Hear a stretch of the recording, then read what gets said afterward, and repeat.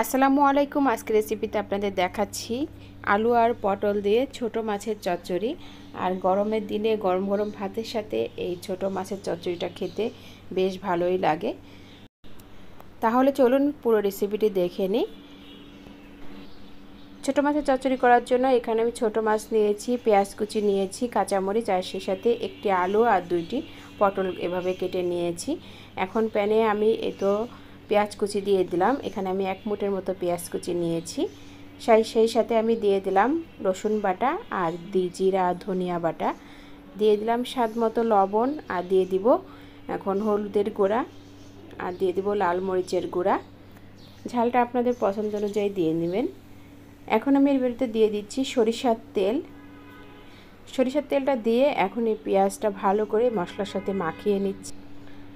এখন পেঁয়াজটা ভালো করে যখন মাখানো হয়ে যাবে তখন এর ভিতরে দিয়ে দিতে হবে এই যে আলু আর এই পটল। আমি এভাবে পাতলা পাতলা করে কেটে নিয়েছি, সেই সাথে পেঁয়াজ কুচি দিয়ে দিলাম। দিয়ে এখন আবার পেঁয়াজের সাথে আমি মাখিয়ে নিচ্ছি। তারপর আমি উপরে ছোট মাছগুলা দিয়ে দিব।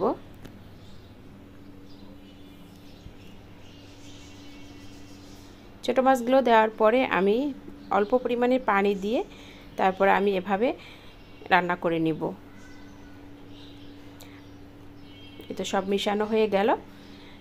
এখন আমি পানি দিয়ে দিচ্ছি, প্রায় 1 কাপের মতো পানি দিয়ে দিব। আর এই রান্নাটি হতে বেশি সময়ও লাগে না, অল্প সময়ের মধ্যে রান্নাটি করে নেওয়া যায়। আর এই প্রচণ্ড গরমের দিনে এভাবে ছোট মাছের এই চচ্চড়িটা খেতে অসম্ভব মজার লাগে। এই তো আমার এখানে রান্নাটা হয়ে গেছে, এখন আমি একটি প্লেটে নামিয়ে নিচ্ছি। এভাবে ছোট মাছের চচ্চড়িটা করে গরম গরম ভাতের সাথে এই গরমের দিনে খেতে অসম্ভব মজার লাগবে। আজকের এই রেসিপিটি আপনাদের কাছে কেমন লাগলো অবশ্যই কমেন্ট করে জানাবেন। আর সবাইকে ধন্যবাদ জানাই আজকের রেসিপিটি দেখার জন্য। সবাই ভালো থাকবেন, সুস্থ থাকবেন। আল্লাহ হাফেজ।